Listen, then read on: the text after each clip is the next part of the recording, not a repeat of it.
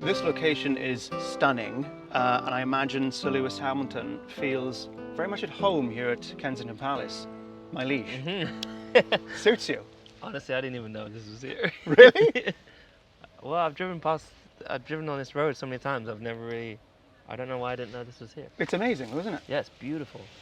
That's one of the things I love about the UK is how green it is. Yeah. Especially in the summer, you know. Absolutely. And my home actually is not too far away from here, so I've got my garden's not exactly like this, but I have some. It's a mini version. Okay. Oh, so what does bring you here today? Why are we in Kensington Gardens? You tell me. No, we're here today with a team. We've got this CEO event, Okay. and I'm here to talk about my role here in the sport, or what I think my role is here in the sport, and the stuff that I'm doing with Mercedes and Ignite, and what I've done with Hamilton Commission, and what I'm doing with Mission 44. Okay. Let's put a pin in Ignite. I want to get into that in a little bit because Okay. it sounds very exciting. But first, very quickly, who's your favourite royal? Mine's Kate. She seems very classy. My favorite royal? Yeah. Well, Diane's always been my favorite royal. Just over your shoulder there, the statue, Diana. the Princess of Wales. Yes. My wife, who's American, thought the Princess of Wales was the sea mammal. Oh, really? Yeah, she's the whales, Yeah. you know. She was always my favorite. Yeah. Yeah, but I wouldn't say today I have it. I think Kate's pretty awesome. She's classy. I like Meghan. So Meghan's cool. Meghan's cool. Yeah. Queen's a bit of a badass too, mind you. The Queen is, Yeah. yes. And you've obviously met her. Yes. Sir Lewis. All right, let's talk F1. We haven't conversed for a while, so lots to discuss. Let's tear off the plaster. I want to touch on briefly 2021. Have you managed to offload the nightmare that was Abu Dhabi in the last 6 months? I don't know if I mean, that will always be with me. I think when anyone's experiences trauma, not only because it can be it's a traumatic experience when you Yeah. lose something that you worked hard for, or whatever it may be. So I think that will always be a part of me, but that I would like to think that I've gained strength from it, I would say, and just reminding myself of the strength that I have within me. So it's not something I'm looking back on and thinking about ever, to be honest. That doesn't surprise me. Yeah, I'm just really looking forward.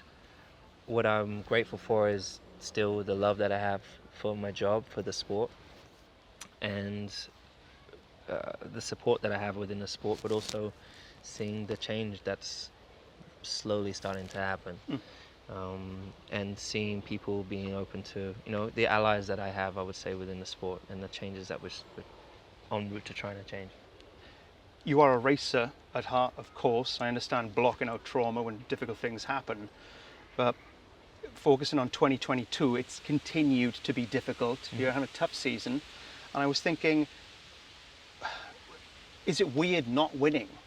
It's weird for me. This is my 7th season in Formula One, and I've only ever really known you winning, and you not winning feels like finding out there's no Father Christmas. It's strange. For me, it doesn't feel that way because it's not, my life has not always been like in the 7 years that you've seen. It's not always been like that. So, of course, I've had a lot of success throughout my career. But a smidge. Yeah, but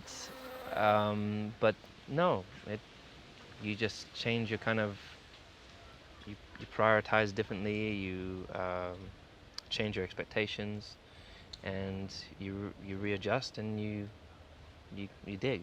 And that's what we're doing as a team. We're huddling together and we're working, and it's just different. There are people in my team who have only known success, winning championships, since they, because they were young. But there are people who have been with the team for 20 plus years, who have been through the Honda days and struggled, and kind of revisiting partly. Obviously, it's not as bad as it perhaps was many years ago, but this is actually a really interesting period of time where we're pulling together, we're strengthening other areas that perhaps when you are winning like we were, perhaps don't get time to focus on improving.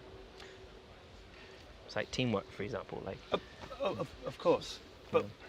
all that firepower back at the Mercedes factory, wall-to-wall brainiacs. I've met these people; they're incredibly bright. So, hope you don't mind me saying, I'm very surprised we're coming up to race 10 and they still haven't mastered the Yeah. new regs. Yeah. Are you scratching your head thinking, oh, I thought we would have done it by now? Well, no, because I'm there in the factory. I speak to the guys. I have a more empathy and understand. It's a big job, and ultimately, it's important for us to realize that we haven't done the best job. No one thinks they have, and we just have to stay on course. We have to just keep trying to collecting data, to keep trying things. We're not giving up. We continue to try new things on the car. It doesn't always work, but we'll find out at some stage whether it's just our concept that's just wrong and we have to change for the future, for next year, or maybe the concept is right and it's just there are these small things that we will find out soon. Yeah, it's tough, but of course it's frustrating for everybody. We've taken performance off our car. There is underlying performance there, but you can't hold it onto the car because the car bounces and you have to basically detune it and so we've taken tons of time off the car that we couldn't utilize because of the bouncing. Damned if you do, damned if you don't. Yeah, it's just. It's when you're trying to set the car up, it's a really narrow window of like what will work with these tires and with this car and with the bouncing. So I tell you, it's that part is difficult. Let's stick with the bouncing for a moment. Porpoising, a topic I'm sure which is near and dear to your butt. When you got out of that car in Baku, it looked like you'd aged by about 50 years. You were like an Yeah. old man. Yeah. Oh, God. And it's worrying that could be causing a real detriment. It could be a detriment to your future health. Yeah. As a guy who suffers from a bad back, you don't want that. Trust me. of course. I'm sure you've had issues with your back, but long issues with your back is of a course. nightmare. So Yeah, it's a very absolutely. serious thing. Absolutely, I totally agree. So That was definitely a really worrying experience. I mean, obviously, since the beginning of the year, we've experienced the car bouncing, and there's been times where it's been so heavy that you have to lift down the straight. This was a challenge in a different. In the race, you can't lift. You're thinking of all the points that the team need, the difference that positions and championship makes for all those that you work with, and so it's just like gritting and just taking the pain. it's a hammer Also- hitting you at the base of the spine. Yeah, That's what I but imagine also- it's like. We're also like, it's the first time in my racing career that when you're looking at a setup, you're good catch. Thank you. You're thinking, no, we'll just live with it. That's where the performance is. We just live with it. No. And that's an unusual scenario to be in, right? And you've been faced with, well, they will tell you, well, that's where the performance is. How much can you live with? And it's like, it's very, very surreal. But I mean, that race was tough, and it's taken like literally these 3 weeks to get myself to feeling great again. And fortunately, it's nothing serious. It's nothing disc related. It's just all muscle. Good. And now I'm back to. But it's been a lot of yoga. A lot of needles been stuck in my back. But have you said to the team, look, that can't happen again? For sure. Okay, I called a good. meeting soon afterwards. I was like, look, now my health is Yeah. a concern. It's not is worth even it. more serious, and it wasn't taken lightly. Unfortunately, in Montreal, we're in a bit of a better place, Yeah. and I'm really hoping moving forward we will be too.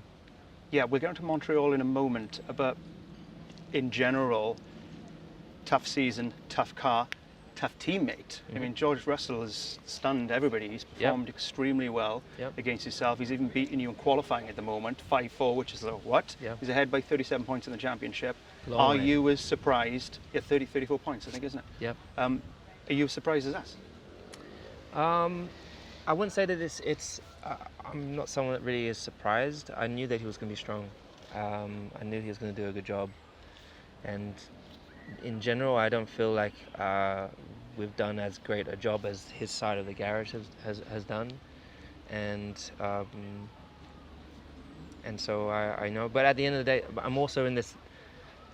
I'm a much older driver. Like, I want people to be the best they can be, because then when you do eventually like succeed and beat them, you've done it on the best terms. You know what I mean? So, I think he's done great, and he's got so many great points for the team. On my side, I'm like, I'm sad that I haven't been able to collect as many points for the team, but I've still got points. Yeah. And working on being better, you know. But it's just not been a very easy scenario. There's been a lot of test and experimental things that I've tried to take on, and experiment for the team, so we could try and move forwards, and that's really set us back a little bit. Yeah. Put us on a bit of the back foot, and then obviously we had like safety car things, but overall it's all a part of the journey. Always something. It's all a part of the journey. Yeah. And it's not that I don't care. It's just that I know that I'll get there. It's not like I'm more motivated than ever. I'm working as hard as I can. I know everyone else in the team is working as hard as they can. And you know, I think Montreal, for example, finally getting a decent qualifying session, finally getting a good race result. Second podium of the season. Yeah, it was emotional, and it meant a lot, and I love that, you know, especially after all these years, to still have that appreciation, that feeling. The third place felt like a huge success for us, and for so many people within the team. Fantastic. So it seems there's very much light at the end of the tunnel now. We're moving in the right direction. Or not. I don't know if there's light at the end of the tunnel, but okay. There's always light at the end of the tunnel, right? Yeah. You hope. There's always light. It just depends what kind of light you're hoping for. Are we going to be fighting for winning the championship? It's impossible to say. There still is a lot of points available. Yeah. But I don't know if it's you know, in the last race, for example, I was flat out, and those guys were pulling away 3 or 4 tenths. But that's not an impossible number to gain with some development. So I'm just praying every time I get back in the car that it's either, you know, firstly not bouncing, but also we're closer. Yeah. What's yourself and Toto Wolff, you've always seemed to have a very strong relationship during the good times. What are you like together during adversity? I would say that's probably when we're closest, really.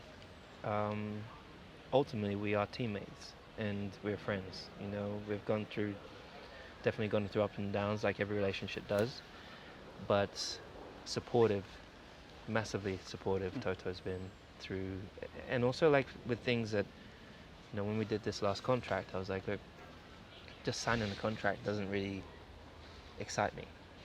What are we going to do together outside where we can actually have some impact? Why don't we start working on something, you know, working on our sustainability, making sure that we're not using plastics, for example, single-use plastics, working on becoming carbon neutral.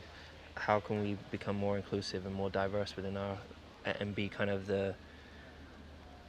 create a ripple effect through the industry? And so that's why we started Ignite, and had huge commitment from them.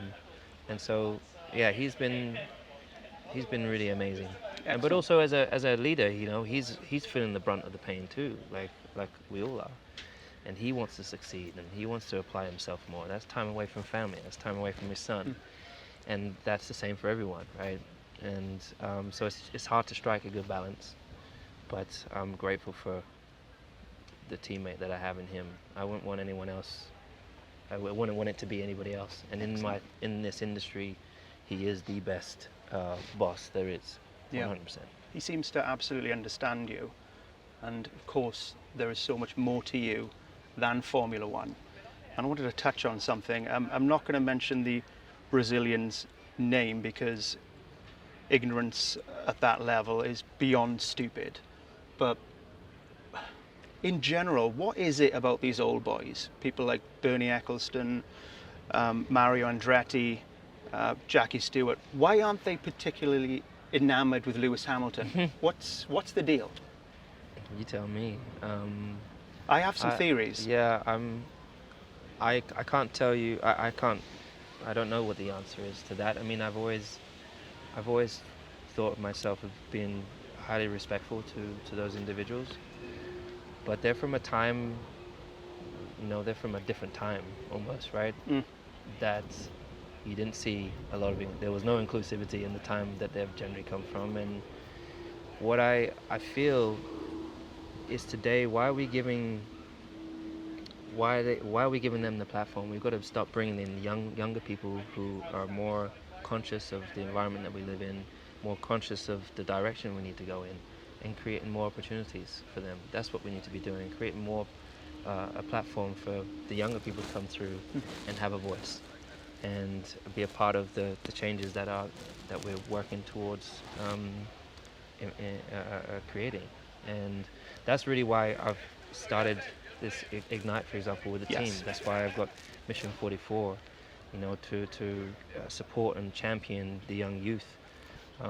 My goal with Mission 44 is to champion young youth from underserved communities, but yeah, bringing more young people in, creating I'm already seeing the difference, even like whether it's with your crew or in media, within our team, you're starting to see it being more diverse, right? And that's super important.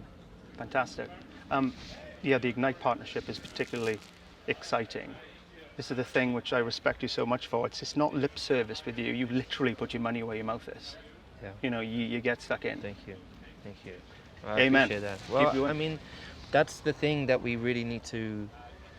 I've grown up like everyone. You've seen people say things and use words, but not necessarily follow through. You could call it on sustainability, for example. Sustainability has been on people's list of things within companies, but it's been at the kind of we also recycle, but it's slowly making its way higher and higher up in the chain of importance for companies, which is important. But this one we're talking about in terms of creating more inclusive environments where people can be themselves and feel that they can be themselves in environments and they're not picked out because of their gender or their color. I think that's so important, and that's what I'm trying to tackle. And I'm really about action. There's been a period of time where it's been about voicing it, and there will continue to be times where you have to get attention to continue the conversation going. Because in most scenarios, sometimes these things, people jump on the bandwagon when it's a trendy topic, and then it kind of fades away, and then it stops happening. And I feel like my role is to keep the people that I'm working with on their toes, continue asking the questions. Hey, analyzing, because our sport is all based on data, right? Like we're a data-driven industry. They know everything about the car's performance, a team's performance, pit stops, so everything, right? But human performance and for example, like how diverse their team is, for example, some of those things are lacking and missing. And so I'm trying to get all the teams to be a part of a charter. It's not my team's charter, it's a charter for all of us to come together and work towards creating a more inclusive environment so that people, young kids that are from different backgrounds, look at our sport and go, oh, there's a place for me there. Yeah. That's what I want to do one day. And it shouldn't just be I want to be a racing driver. It should be, I want to be Steve. I want to be, You don't want to be me. It's hard work. People do. Yeah. People do. It's a weird thing. It's kind of like an oxymoron when somebody says something stupid and ignorant. It's almost... I'm glad you said that. You've just highlighted how much more work there is left to do. Mm-hmm. Let's talk about Silverstone for a bit. The home of Formula One, the home of Lewis Hamilton. There's even a part of the track named after you, which is awesome. Crazy. For us muggles, tell us, what's it like being British, winning the British Grand Prix? Don't leave anything out. Well, even just you mentioning that I have like the straight named after me. Yeah. It just like memories of when I was younger. I remember I raced there, and I think it must have been 1993. My first go-kart race there, hit the straw bales, sucked. And then racing there in single seats is my first time. Standing in the back of the McLaren garage and seeing Kimi and I think it was Kimi and Montoya. I think it was, or maybe it was David and Mika. I can't remember exactly, but sitting back there and thinking, oh, one day I want to be doing that, and to think that I am today, and then to just be a part of the British heritage and all the great legendary champions along the way. it's very, very surreal. It's a very, very surreal experience. And then being in front of that crowd, the home crowd, So it is cool. the greatest experience that I would say that an athlete or a driver will ever experience. And it's very humbling. You've done it you know. 8 times, by the way, which Yeah, I just read bonkers. that. I noticed that just the other day. I don't remember all these stats and figures, but I couldn't have done it without the wave of people that are standing supporting me. I remember my first win in Silverstone, and coming through, on that rainy day, coming through, I think it was Abbey chicane that we had at the time, and every time I made it through, I remember seeing the crowd stand in the rain, and just cheer, because people were going off constantly in that corner. And we've been on an incredibly long journey together, and what's also this year has been an interesting experience where my whole life has been about winning, but just going through that learning phase that it isn't always about winning, and even like in the last race, that was a win for us. And there's still so much love and support out there, even though we're not beating the world championship, even though we're not winning all these races, because we're showing up weekend in, weekend out, and we're doing our best on and off track. Last couple of cheeky ones. You, George, Lando, Alex, the fans are spoiled for choice. The future of F1's popularity in Blighty.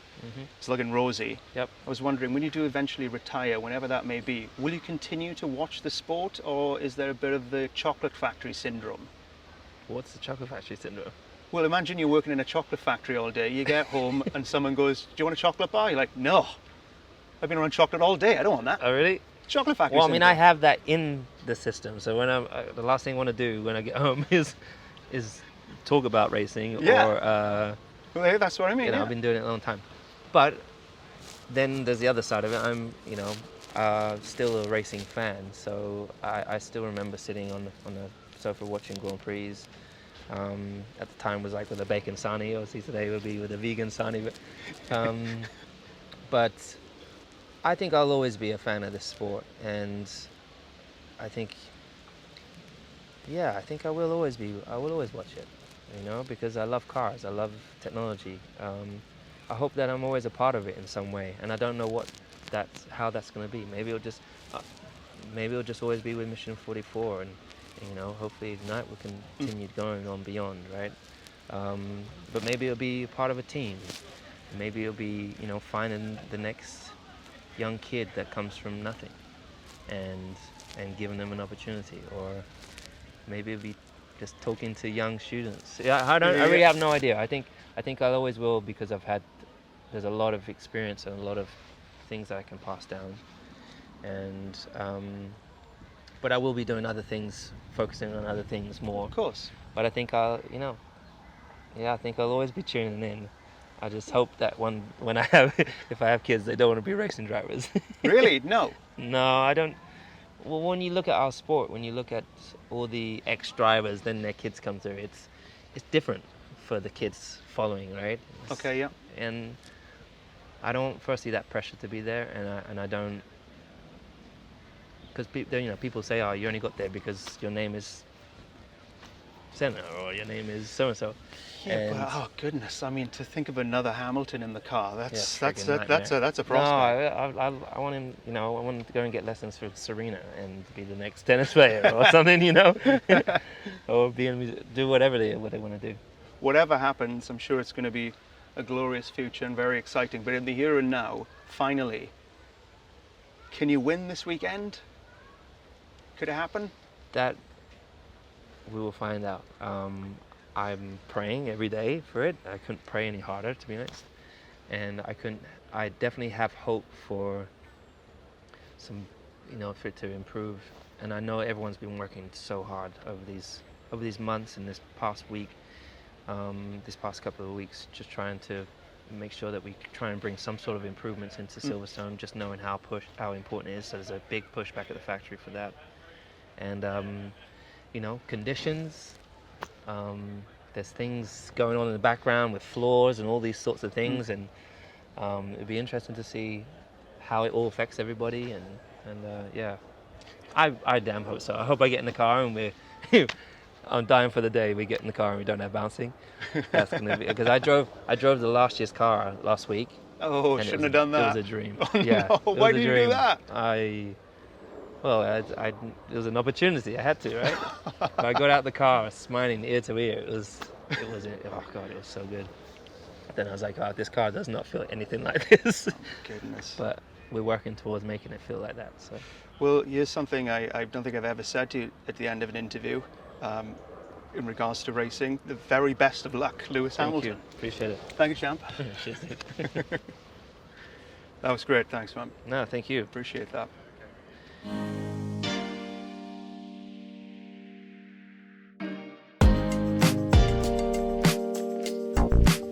You on fire? Yeah, too hot. Woo! Well, that is nice actually. Good to see Manuel.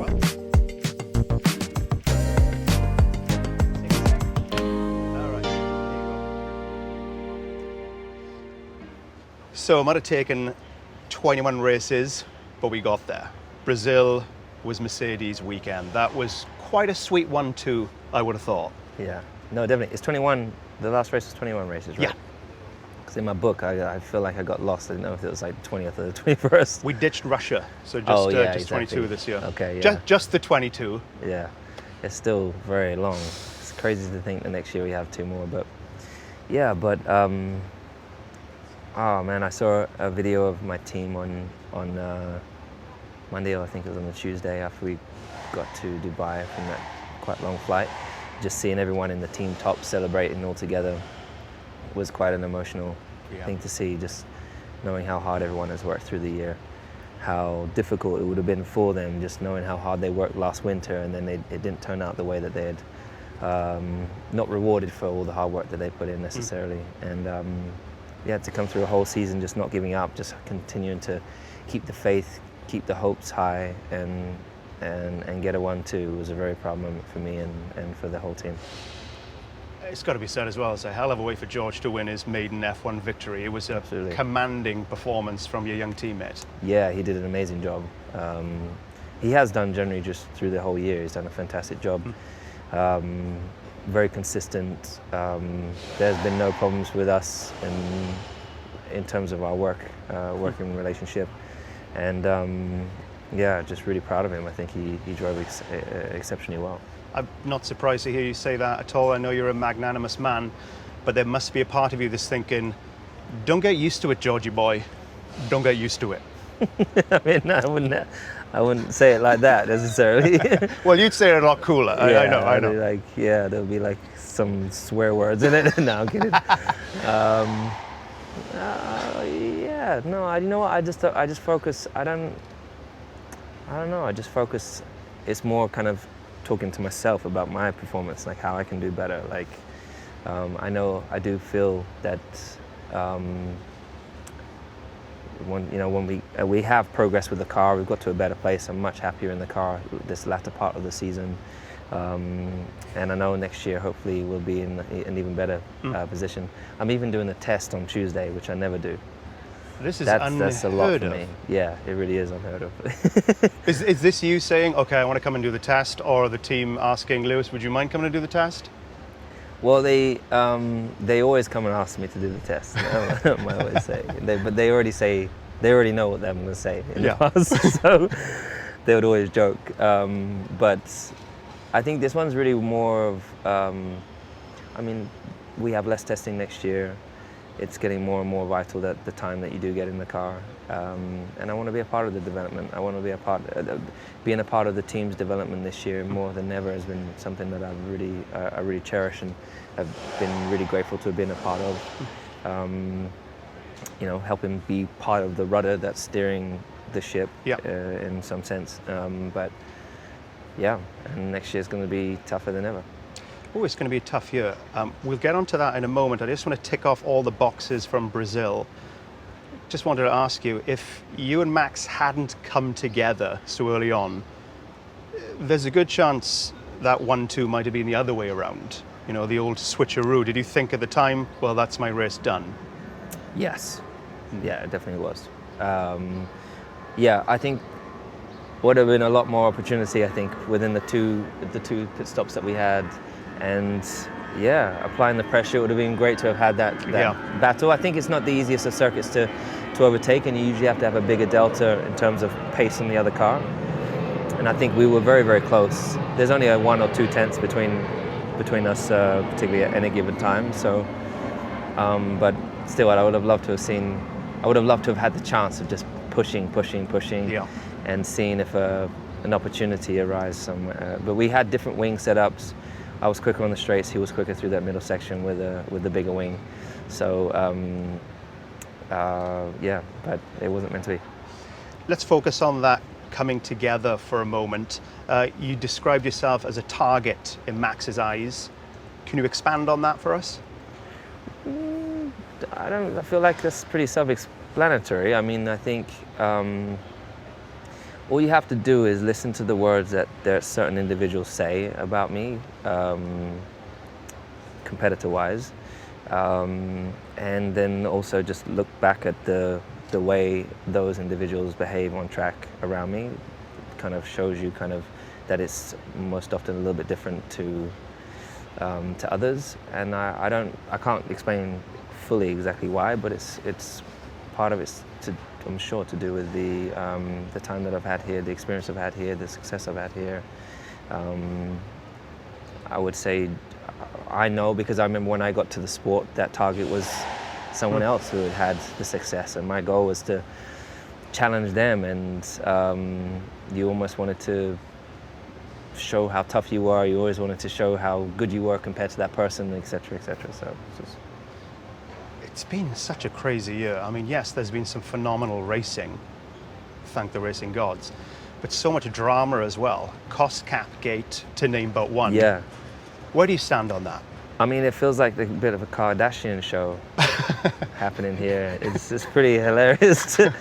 Some of the stuff that I've heard of in the past few days has been so entertaining. So give us an example. What have you heard? I can't say. Okay. I heard of somebody's mother posting something, and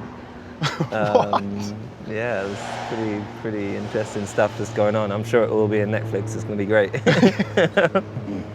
But no, I think well, we've got to continue to strive for transparency, right? And I think continuously work to make sure that we stay strong to the pillars, the core values of what the sport is, and make sure we don't veer off from those things. But it's been, what a mess crazy in that space. It's been very interesting to see it unfold over the last 12 months. Interesting to hear that you, much like me, when you hear about all the drama and all the silliness off the track, it makes you want to roll your eyes. It's like, I just want to see some racing. That's all I want. That's all I want. Yeah, at the core of what I do and that's what I've got into the sport for, right? And I think that's probably what people get into the sport for. But I'm sure for some people it adds excitement, seeing all that drama. But for me, I just want to see great wheel-to-wheel racing on a fair platform, and kind of let the best man kind of win, man or woman. We need a woman here at some stage soon. Yeah, hopefully. You are a racer, doesn't need to be said. I find it quite interesting that so many people have voiced the opinion that essentially they're making a big deal of the fact that this is possibly, you got one more crack at it, but possibly going to be the first season in your Formula One career where you don't take a win. Yeah. But throughout our conversations over the years, I get the impression you don't really care about the stats and the records. No, not particularly, no.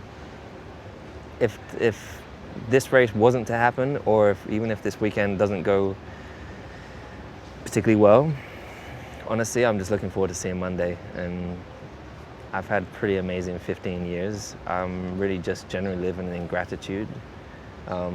In 20 years' time, I'm not going to be whining about whether or not I won a single race in every single year.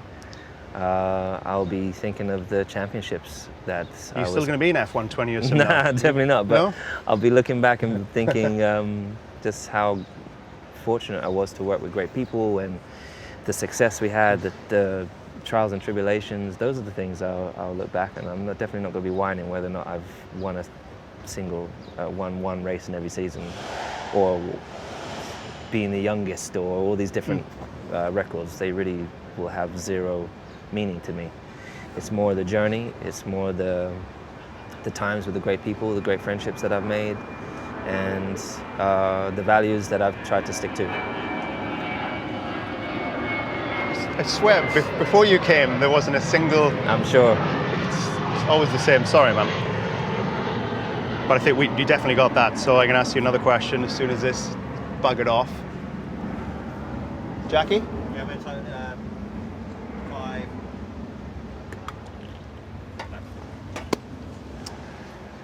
But when you are reflecting in the distant future, will you be thinking 2022 was the hardest season of my F1 career? Well, I don't remember all the other years, so because I just got a really bad memory. Difficult to be able to say it's been the hardest year. I definitely wouldn't say it's been the hardest year, no.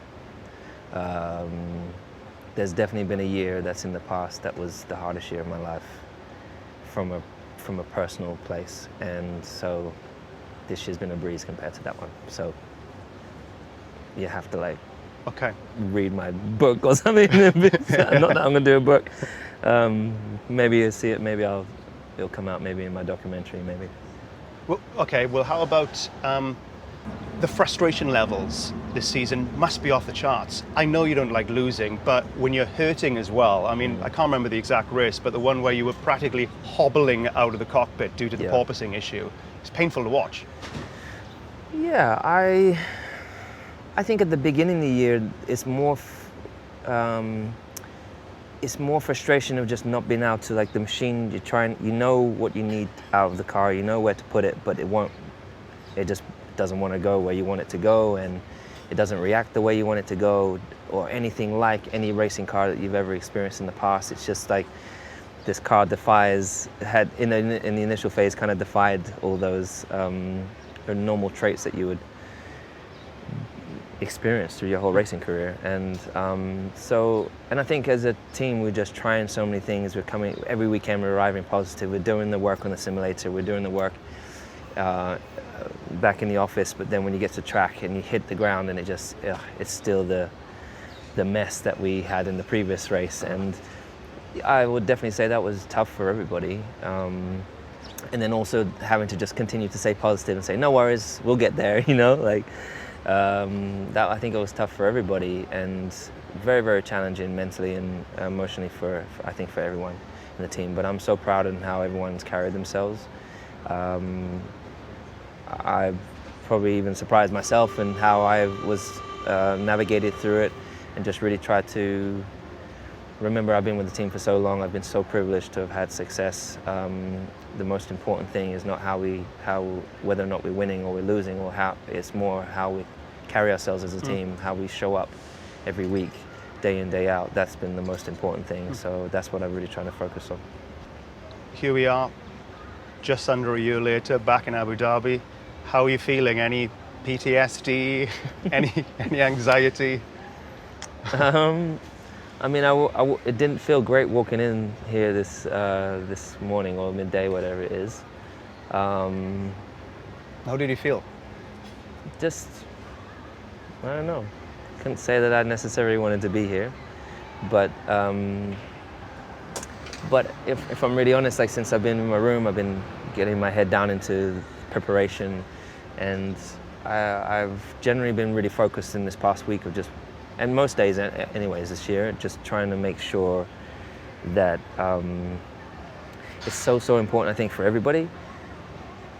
We get caught up in all these different things that we're experiencing and forgetting just to be living in gratitude. That's something you really got to remember, because there are so many people that are having difficult times, or way worse times, or so many people that are struggling. There are so many. It could be so much worse, and it's just always just remembering to live, be grateful for a new day, a new chance to be better, a new chance to challenge yourselves and shape the future. So that's what I'm focused on right now. So it's, again, just turning whatever negative feeling I try to have, I try and take it, brush it aside, and move forwards. And that's so it's a beautiful day. The weather's amazing. I'm going to be getting in the car tomorrow, which I'm excited about. I'm going skydiving on Wednesday. Amazing. So awesome. Life is good. You don't do tandem, do you? You go on your own, if I'm right in I saying. got my own. Yeah, I got tired of sitting on a dude's lap. Strapped to some Strapped guy's to some lap. guy, yeah, breathing down my neck. So yeah, Awesome. but I enjoy taking my like the other day I took some friends who I like finding innocent souls that have never done it before. So you like And, terrifying people, essentially. yeah, just seeing their face as I going up on the plane and just watching a couple of my friends that had never been before and how relaxed they were. But then when they got to the door, just the life leave them for a second, you know. My security, Lloyd, he was so relaxed the whole way up, and then he got to the door. And his soul like left his body for a second. Good one. Get a good kick out of those things. Enjoy that. Annoyingly, I'm going to take you back to last year,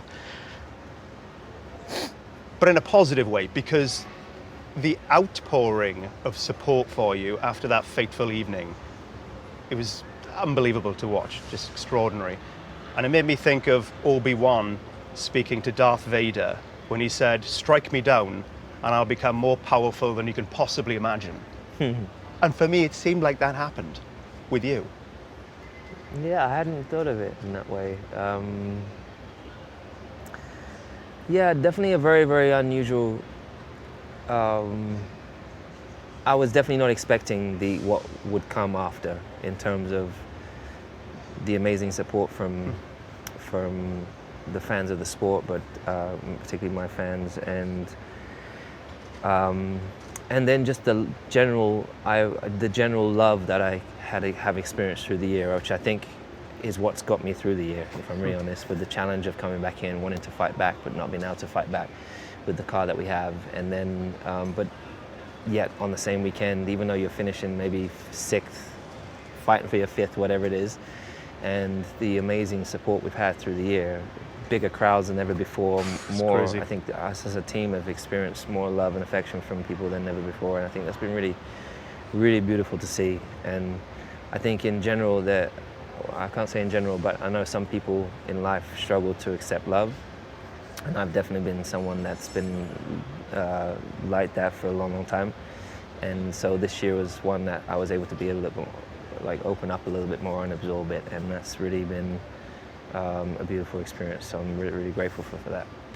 Clearly you're a man who focuses on the positives, but I just wondered if it was a slightly bitter pill to swallow watching Red Bull and Max Verstappen going to another level in 2022. It was definitely not easy, I think. I think it's more the big ugly number one, that's as big as you could put it, on the car. No, I was kidding. Like, I'm not really fazed by any of these things, as much as I think some people like to think that maybe, they'll say things or do things hoping for a reaction, but I really just am chilled. Like, I don't really care about those things. Of course, I would have loved to have been at the forefront fighting and battling with them, but it's been an interesting journey seeing what they've been going through and what they've, it's been interesting. One of the other things is I've never really sat and thought about is like when you come to these races in these seasons, like you're so focused on you arrive and you do your job, you never get to speak to the people further down the grid. The drivers, we see each other every now and then, but there's thousands of people here who, hundreds of people within the teams that are, and thousands of people in their backgrounds that are working just as hard and just as committed and just going through a similar kind of, we all have so much in common, yet you won't even see them too often, right? Yeah. But I really I felt like this real appreciation the other day for just all these other teams who are trying to do the same thing with the same intentions, trying to be better, fighting for something, going through difficult times as a built car that's not clearly capable of fighting at the front. And it's pretty cool to be a part of and to witness. So I wish that I could get down the grid and like even I like looking at McLaren and I always check where they are because that was where I started off. Yep. And I'm always wishing them well, even though they're competitors of mine. And there'll be days where they're down, and I feel sad for them, because again that's where I first did my simulation run. This where I drove my car for the first time. So I kind of want them to do well. So I hope they have a better year next year. if we're talking about appreciation, let's not forget Sebastian Vettel leaves us at the end of this weekend. Yeah. I know you guys have had your ups and downs over the years, but you've become quite close of late, yes? You're going to miss him? Yeah, over the years. Well, this is the thing. I've been... Another plane's coming.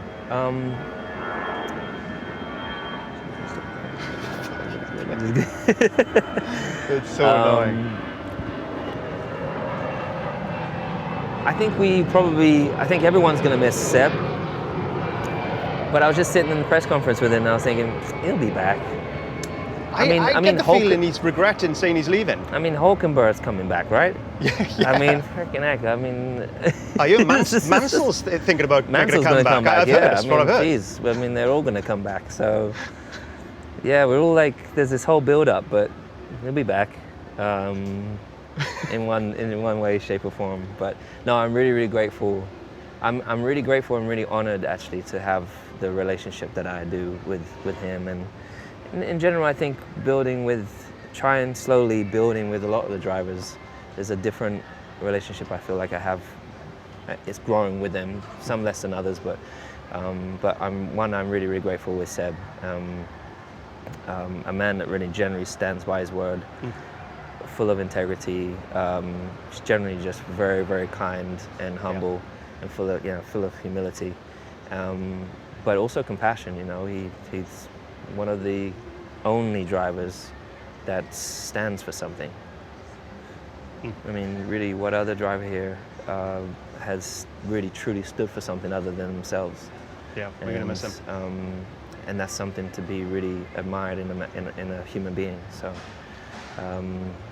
so he will be missed on the track, but I think he's probably one of the few drivers that I will, 20 years time, 30 years time, we'll still be friends. Excellent. Final quick one. Are you going to win this weekend? What? Are you going to win this weekend? Yay or nay? Well, I'm going to put it out there. I've got to try and manifest it, right? Yeah. So I'll be working on it for sure. Best of luck. Thanks, you. Lewis. So hot. It's horrible, isn't it? Jeez.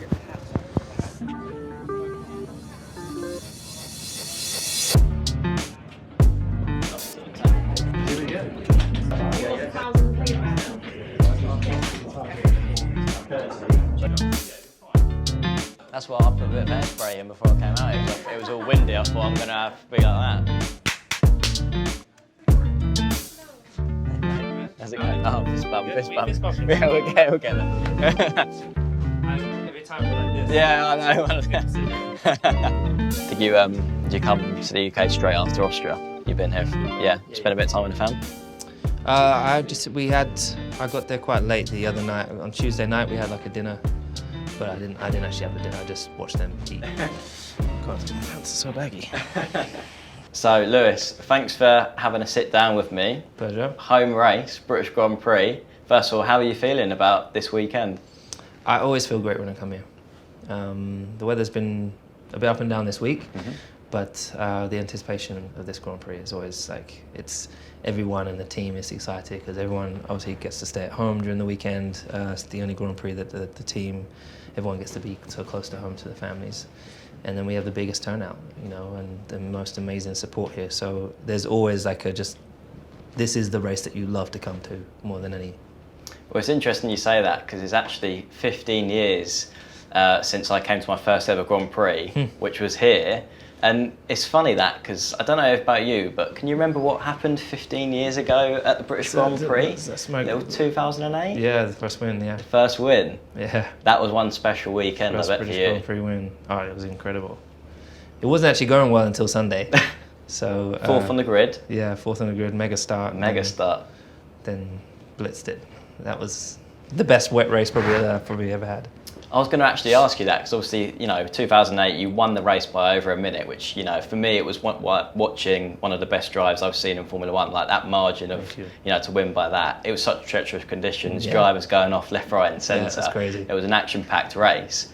How much further do you think you would have won that race by if it was this weekend in those conditions, same cars? How much better have you got over the years? Oh well, firstly, I would have won by further if they'd given me the tyres I had asked for. So in the race, at the time I asked for extreme wets towards the end, and the extreme wets were like another 3 seconds faster or something crazy. So I think there's a couple of people, I think it's Rubens maybe, had gone onto them, and they didn't listen to me, so they put me inters on. So So now you would have a more of a strong opinion. So it would have been even further ahead. Yeah. Because I think we lapped everyone up to P3. It was it was Which is sick. insane. It was so good. Well, I think that was just all raw ability and talent. And what I would say just now is obviously, as you travel the world, as you grow older, you learn so much more that you just never know until you get there. Like, you can't even imagine what you're going to know in 10 years' time, and how much easier things are for you, how much more efficient you can be with your time, and how you apply yourself, and how you're able to engage with people differently, and all those different things. So, I'm a much better team player than I was back then. I'm able to galvanize a large group of people and energy and channel that in, and still hopefully have that raw edge talent. I would say then I took a lot more risk. Really? Than I do today, yeah. Because back then I couldn't comprehend at the time that if I took a risk, I felt like it was more how it would impact me, not necessarily how it would impact a whole team of 1,000, so maybe 2,000 a bit more people. bigger picture thinking. Yeah, now. exactly. So now I know the steps and the things that I do, who it impacts, and how many people, and how important it is. So then you have to think about the decisions you make with a little bit of better understanding. Yeah.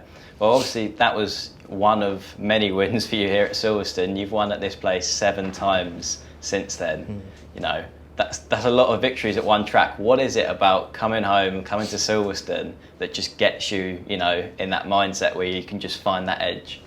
I think it's just the whole week. It's just I got here straight after Austria, so I usually try and come here at the beginning of the week. It's some home comfort food. It's what is that? What's your go-to when you get back to the UK? Well, I had dinner with the family the other day, and they were having roast dinner, but I didn't have it. But normally it's roast dinner. Yeah. Crispy potatoes and nice. all that. But I get to have the I can't even have I don't even think I can have the gravy anymore. Really? Remember those little XO blocks? Yeah. The gravy was so good. But yeah, I think it's being close to your family. My whole family ends up coming to the race. Roscoe gets to come to the Grand Prix, and I think and then the track is phenomenal. It really is. Maggotts Beckett, Stowe, it's got everything, hasn't it? Yeah, I mean, he really hit on whoever designed it back in the day. I don't know who it was. Straight. Yeah. I don't love the new section as much as the old, but I think it's better for racing for sure. But yeah, the actual just the circuit from the ground up is just epic, and it's such a cool spot as well, spread over such a long. You get the headwind down into Stowe, and the downforce is insane. So it's just a phenomenal racing circuit, and it's all medium and high speed corners. So. And what about this season? We've got to talk about this season. Obviously, it's been a difficult year for Mercedes, for you in general. At the end of 2022, it looked promising that you guys were moving in the right direction. You were closing in on the Red Bulls, and then this season, it's not quite started in maybe the way that you would have hoped. Yeah. With the upgrades, you probably bring in some this weekend, I'm assuming. Where do you think you can get to? Do you think you can start to challenge Red Bull, or is it fighting for second as it currently stands? I think it's, the past, last year was very, very, very hard. I can't even put words on how difficult it was for the team. First year since entering F1 where you haven't won a Grand Prix. Yeah, but just the car was just, I won't say anymore. And obviously the work we've done in terms of, towards the end of the year, obviously we had a good race, but then to start this year again, kind of on the back foot, it's definitely been a much more positive year for us. I think we've made bigger strides. We've had some good results. We've been on the podium more. It's really hard to predict where we're gonna, with the steps that we're starting to take. We have a new wing this weekend, front wing, so it's not a huge update, but people work so hard just for that wing. So I'm hoping that it helps us take a step in the right direction. Bit by bit, as we bolt on these things, the car is becoming more and more of a race car, and look, if we're competing like last year towards the end of the season, on one side that's a good thing. On another is like it means the others have probably switched off and focused on the next year. I really don't care like what position I finish in this year. I'm focused on just trying to give the best development information for the team, working with the guys to make sure we steer this car in the right way. And when we start the first race or the first test next year, we hit the ground running. We don't have bouncing, we have the rear downforce we need, and the car is efficient, and we can keep up with everybody. You know, that's like my dream. Yeah. So I'm like looking more further down the road. Well, it's interesting you mentioned, looking long term and down the road, because there's a lot of questions, and bet you get asked it all the time about how long do you see yourself staying in F1? How long do you think you can keep going at this level? So what's your answer to that? How long do you expect to stay in honestly, F1? I have days where I'm like, oh God, I don't know if, I have moments where I'm like, I don't know if I can keep going. and that's just based on there's a lot of travel. There's a lot of traveling, there's a lot of time away from, the sacrifices that people make in their careers. And striking a balance between social life, family life, and career being the best you can be, something has to give, and the other two, which are the most important, take a hit. And so I think about that often, but then I get into the paddock and I get in the car and I'm like, damn, I love this so much. Still get that same buzz when you Yeah. first jumped in 2007? Yeah, I definitely get the same buzz. I would say in last year's car and this year's car, I get in with hype, and then you get in and you're like, damn, it's bouncing, or you got some sort of problem with the car, so it's not as enjoyable to drive, for example, as like the W8. Mm-hmm. But I can see myself being here still in 5 years' time, or for the next 5 years. A lot of people at home will be fairly happy to hear that news. Well, I mean, but it can change at any point, But I'm grateful for the support, and I'm working hard to just stay focused, to get on, make sure I'm on top of my game. So then, eventually when we do have the car, where we're supposed to be, So I'm still massively competitive, still training hard, and still massively focused. So. Well, you've been in this sport for so long now. Now you're sort of at this stage in your career. Do you ever sit there and when you're having these thoughts about how long have I got left and all these sort of things? Do you ever sit down and think what you want to leave behind, what your legacy in the sport you want people to be talking about in years to come, about what obviously your achievements speak for themselves, but aside from that? I don't ever think honestly, I don't think about like people talking about me when I leave, because honestly, I don't generally have a care for that. Like when I move on, the past is the past. What I am working towards, and that's why I started Mission 44, that's why I did the Hamilton Commission. I do dream of making this place more accessible for people from all different backgrounds, whether it's with disabilities, whether it's for women, whether it's for people of color, and from diverse backgrounds. And I really am focused on transforming the lives of young kids that don't necessarily see themselves here currently, but I want to be able to change that, and I want to be able to look back. If I can look back in 20 years' time or whatever it is and see a sport that's much more reflective of the outside world, or the grandstands, that would really make me proud to have been a part of that. So that's what I would want to be remembered for. I think when I was younger, it was being remembered for having the most wins, but that stuff's kind of irrelevant for me now. Well, it's interesting, obviously, that you were mentioning that, because I've only spent the last 4 years in and around the Formula One paddock, but I've seen those changes, happening already in front of my eyes in terms of more diversity. Obviously, me with my disability being accepted and allowed in the paddock. So I definitely think that you should, give yourself a pat on the back for that, because I'm seeing the influence that you've had in the world of Formula One already firsthand. Great, thank you, I appreciate that. Let's talk a little bit about some of the stuff that you've mentioned recently, and I wanted to get into, there's been a lot of talk about, Formula One, there's always a situation where a team sort of has the upper hand and dominates the sport for a little while. We've seen it over the years. Yep. obviously at the minute it looks like Red Bull are in that phase where they've got that advantage. And recently you were talking about, you know, how they're already probably planning on next year's car and, you know, getting a head start in that department. So I saw all the things that spiraled into, you know, and they're like, oh, you didn't say anything when you... The truth is, it's something we've been talking, you know, we'd had conversations and we've been talking about it even when we were having our dominance. And look, I remember when there was times we had really good battles with Ferrari, and then I remember times where we had a chunk of a gap. And for me, that wasn't really... Of course, I wanted to be at the front, I wanted to be fighting, but having a half a second gap to the car behind just wasn't... It doesn't really feel... You want to have close racing. That's what racing's all about. When like you're in go-karts, that's what you have, yeah. So I think they changed the rules to put this budget cap in. It's supposed to level the field, and it hasn't done that. So all I'm saying is, like, we just have to continue to have the conversation. You know, maybe the next... At the moment, if we keep things the way they are, maybe it'll be Ferrari next to have several years of dominance, and then it'll be someone else. Maybe McLaren will be, or maybe Mercedes will be back in again. But I think that's not what's best for the fans ultimately.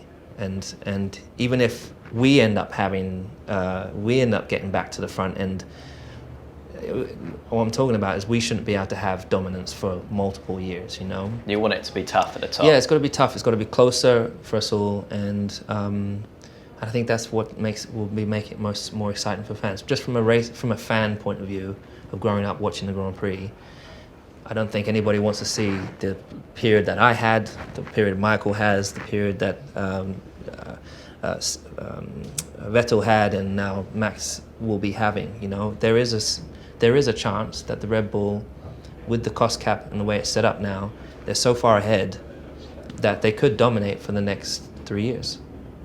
And maybe for the Verstappen fans, that's enjoyable, and of course for Max it is. But I'm just saying, for a sport, we definitely need to just have the conversation of how we can try and make it better, bring everyone closer, and have more closer duels at the front of the championship moving forward. I guess it's just hard sometimes for fans to, you know, to see that, because they see you winning the races and celebrating on the podium like you deserve to, but they don't see the bigger picture and the stuff you're talking about. Well, the thing is, because when you're actually in it, you're working as hard as you can and giving it everything. So you feel, you know, when you work towards something with a team, you feel, and Max and his team have done an exceptional job, and they truly deserve the success they're having. And I'm not trying to attain that at all. As I said, it's just about the conversation, so that we don't have this my period or Schumacher's period just continue to don't want to keep repeating history. Time and time again, we've got to continue to make changes and improve as a sport, so we have closer battles in the championship. Like having that edge of the wire championship battle to the last race is the greatest thing. A thrill. Oh man, it's amazing. And the more teams you have in it, the better it will be. So I hope that we can all work towards that. Well, Lewis, it's been a privilege to sit down with you at the British Grand Prix. Best of luck for the weekend, for Sunday, in front of all the home fans. I'm sure we'll be giving you our best to see how you get on. Thank you, yeah, so good to see you, mate. Great job. Cheers, You're mate. a pro now, mate. Thanks, You're a proper pro Don't know about that. Yeah. Don't know about that, man. No, you're doing great. Cheers, mate. Really proud of everything you're doing. Thanks, So, appreciate that. Keep going. You're looking as always. Doing all right, mate. Doing all right. You might be too heavy for the car then. Yeah, I know. Although I've got a little bit of a weight advantage now. Sir Lewis Hamilton, thank you so much for taking the time to speak to us. Firstly, I want to start with an iconic picture that you were involved with at Maranello for the first time in front of the house of Enzo Ferrari. I sat there, as did about 5.5 million other people at home. I saw that image and I was just like, wow, this is completely iconic. This is Formula One in a nutshell. How was that experience for you, going to Maranello and being involved with that for the first time? It was incredible. It was obviously a long build-up to having that day. I had a long time to think of what that first day would look like, what I would be wearing, what car I wanted to have, where I wanted to take the picture, and that's exactly what, you know, I was able to creative direct basically it, and that was exactly what I wanted. And I think the response, it was amazing. Obviously, I hadn't done any social media during my off season really, apart from the ski part later on, and then to drop that kind of as your initiation into this, the legacy of this iconic legacy of this incredible brand was magical. It was the first day. I couldn't stop. To be honest, every day I've just been beaming with the biggest smile. And you said about how it's been a long time coming. Obviously, the news dropped to the whole motorsport world at the start of last season that you'd be joining the Scarlet Red team and Ferrari for this season. I would just want to get your opinion and just tell me a little bit of your insight actually to what made you want to make that move across to Ferrari. It's such an iconic team in the sport, but you'd had so much success with Mercedes. What was the turning point for you to make that decision? I don't think that was necessarily a turning point. I mean, it already in the back of my mind always been kind of a hope that it would be great to be able to have this opportunity if I'm lucky enough in my career.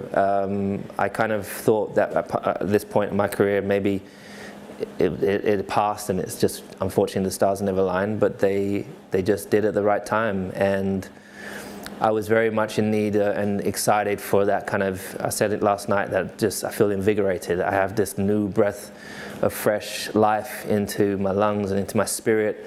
I'm being massively challenged to work with a whole new team of people, getting used to the Italian culture, getting used to the passion of, which is on a scale that you can't even put words to, and being with such an iconic brand. If you look at the history, to know that I'm finally here and I'm actually going to be a part of that history within the future. It's the most exciting thing and most exciting time ever.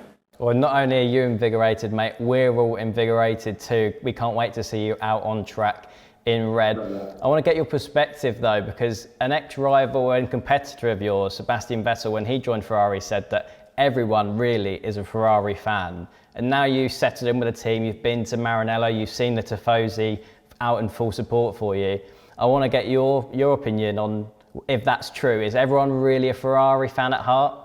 I mean, I can't speak for everyone, but I do think so. I mean, everywhere I've traveled around the world, you see the passion for the brand all over the world, from little kids. I mean, it's the great thing of our sport. Of course, there's fans for many of the different teams, but there's something there's just no team like there's just no team and no brand like Ferrari. I don't think there's any other brand in the world, if I'm really honest, that encapsulates this passion from a whole country. It's maybe if you talk about Brazil and their football team, maybe, but that's probably the only one that could get maybe close to this sort of feeling. And the passions are high. They're very, very emotional and very excited people here, which is great to see. And we've heard you now say multiple times that you're being pushed to your limits here to go into a completely new environment, so many new people, learn new systems. It's really challenging you as a person, as a driver, to learn that culture. But the season is coming up fast, and everyone at home, myself included, sat here wondering, how has the first few months been? And do you think that Ferrari is going to be the right team for you to win that 8th World Drivers' Championship? Well, firstly, I know this team is, I'm exactly where I'm supposed to be. And I followed my intuition, my gut, and honestly, every day has felt right. I've been made to feel right at home. I know, luckily enough, having the experience of gone to another team before, I know what that step is like. And I've been able to prepare for this one even better than ever before. However, it is a massively steep learning curve and is a completely different characteristics of car. I've been driving a completely different engine for so long. I'm enjoying this new kind of class that I'm in the sense of like the learning lessons that I'm and also just being able to bring my own tools, bring my own experiences, and merge them with the incredibly talented people that are here. They have every single ingredient needed to win a World Championship here. It's just about putting the pieces together. Well, Lewis, we're not going to take up any more of your time because I can imagine you're a man that's in fairly high demand right now, but thank you for speaking to us and we look forward to seeing you start the season in Scarlet Red. Thank you, Billy. Good to see you.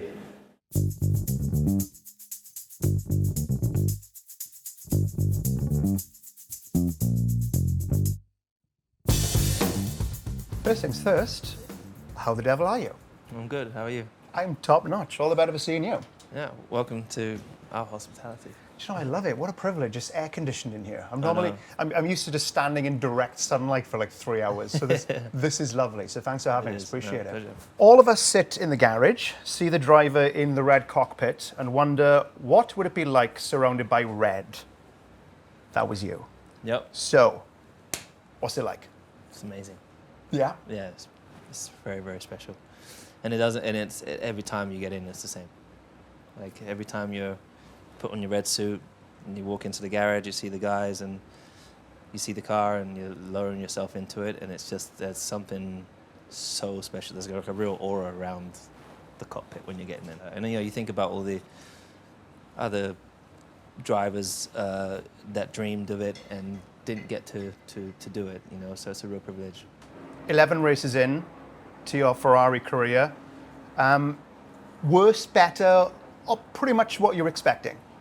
I didn't really come in with really any expectations. I came in just with a really open mind. Obviously, they were doing well at the end of last year, so you would hope that it would have been a continuation in terms of normally that you develop and continue. They were like just behind McLaren at the end of last year. So if everything had gone well, they should just have continued from there, but it wasn't necessarily the case. And I would say probably that the engineers, the team would say it's worse than they had expected starting out the season. Getting back to where we deserve to be. Like I think in the last race, I think that's what we started to show our true speed and pace, which was great. Okay. Yeah, I think we've all been, much like yourself, surprised that Ferrari not quite where we were expecting. Fred Vasseur, good friend of yours. There's been a bit of speculation around his position in the team. What are your thoughts? Is he still the man for the job? I do feel, Fred brought me to this team, so I owe Fred a great deal. We won together back in 2006 and 2005 in Formula 3 and GP2. And I'm super grateful for him for believing in me and wanting to bring me to the team, because he really made it happen. I think when you get into a team, when you see firstly how big an organization is, how the structure is set, you come in with a fresh pair of eyes, and as opposed to someone that's been in it for a long time, when you come in with a fresh pair of eyes, you see the good and the bad really clearly. And but I definitely think Fred is the guy to take us to the top. Okay. So I'm just working as hard as I can to support him and make the changes that are necessary, which there are plenty. Let's talk about Silverstone. Is this a misprint? You've won here 9 times. 9. I mean, frankly, that's ridiculous, Lewis. That's kind of mad, isn't it? It definitely is, yeah. I mean, it's literally just been because of all the fans that turn up here and G you up through the weekends, and this race has made the impossible possible each year, whether the heavens have opened or whether the team's just done an exceptional job and everything's aligned. So I never ever thought that I'd ever have 9 wins here. So but that is obviously the goal, is to win all the time. Of course. But yeah, it's been pretty mad. I did some quick maths. You've had 18 full seasons in Formula 1, and that works out 9 wins. On average, you've won every other year since 2007. Jeez. Yeah. It's mad. Yeah, definitely. But does it ever get old? I mean, no, never. I don't think that you could ever get that feeling when you're in front of the British, your home crowd, and your family is there. That can never get old. I always thought that maybe after being in the sport for a period of time, eventually it would get old, and they'll be like, time to check out. But I've not felt that yet. And every weekend is a massive challenge. Every year is a huge challenge, and I love it. So I'll keep going until I decide not to, I guess. Couldn't even put a number on it. Keep going as long as you want to go. Yeah, I mean, Brad Pitt is 58 and just did the... He just won a Grand Prix. Exactly. So, I've got hope. So here's the question then. What's it going to take for you to lift your 10th British Grand Prix trophy? Yeah, a lot, I would say. I mean, we're not in a position to compete for wins at the moment. Our car is not of the pace of the McLaren. They're far ahead of everybody. as they have been all year. So it's going to take other things to come into play. So Okay. weather, climate, safety cars, all sorts. But that's the great thing about Silverstone. It always throws in a real mixture, and Yeah. it's not necessarily who's got the fastest car that wins. So You are such a busy bee. I mean, it makes my head spin when I think of the things you're engaged in. You're making Hollywood movies now. You have Mission 44. You're heavily involved in fashion, and there's the not so small matter of 24 Grand Prix to contend with in your day job. Share your secret. Where do you get the energy from? I don't know. I'm running out. I've been yawning all day in my engineering room today. I'm like, oh, why am I yawning so much? I really do try to prioritize sleep. I don't always get it right, but obviously I live a very healthy lifestyle.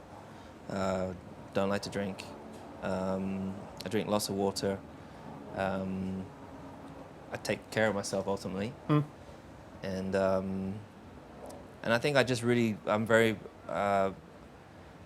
probably all of us have burnt the candle at both ends through our lives. You know, whether you're at your young age where you're going out and going to work and just not getting a lot of sleep. You know what that's like, Yeah. and that's not. I've just learned a lot over time, so still have a lot of energy. Still, I guess I have a lot of goals, so I'm always working towards those. Like I don't have any time for.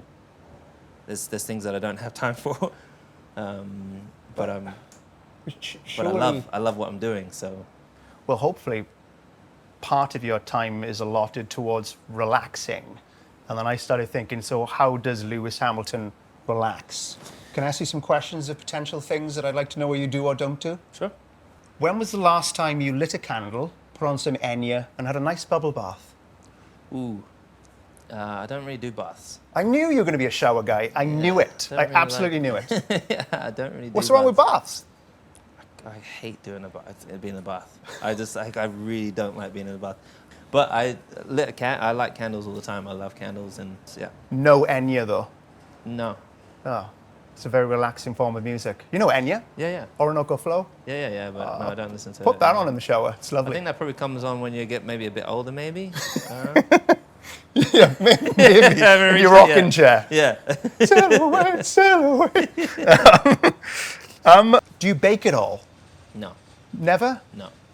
My kitchen is like spotless, and it's never. I don't even. I made pancakes for my niece and nephew. That's about it. Pancakes are good. That's the only thing I've done in my kitchen. I don't cook. It's something I regret that I never learned.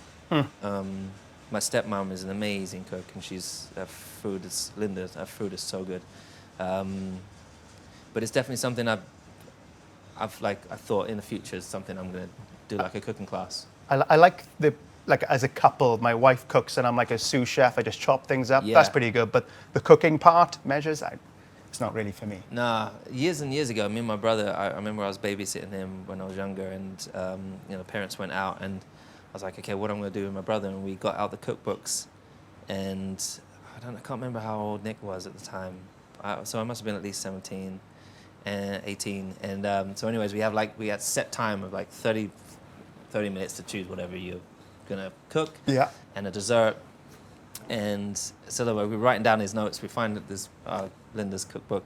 We rush down to Co-op, and we literally only have 15, 20 minutes or whatever it is in the store. So we're running up in the aisles trying to find all these. I've never done this stuff before. So back then, the battery was dead on my car, so we have to bump start the car, my Mini. And so we get home, and then we go through this whole cooking thing. Mine tasted horrendous. I did like a pasta bake. It was disgusting. Even the dog didn't want to eat it. Too much salt? Ugh, it was so bad. And my brother made like steak and peppercorn sauce, and he's never ever stopped talking about it. So I don't know. I stay generally out of the kitchen. TV and books. You a TV guy? Do you watch TV? You Love reading TV. books? Okay. Yeah. What are you watching? I love movies. I watch a lot of movies. Have you seen that F1 movie? It's pretty good. Last night I watched The Night Professor. The Natty Professor? Yeah. That's like 25 years old, isn't it? No, I just love Eddie Murphy at his best. I love sitting down. I got on my couch and put my feet up. That's how I do put a candle on or the incense on, and I love watching a movie. It's my favorite thing to do. Lewis, it's never long enough, but I'm very, very appreciative of you giving us all your time. Pleasure. And thanks for answering my silly questions. No, but no, they are thank you. fun though, aren't they? Yeah, absolutely. Good to see you. Thanks, man. Cheers, mate.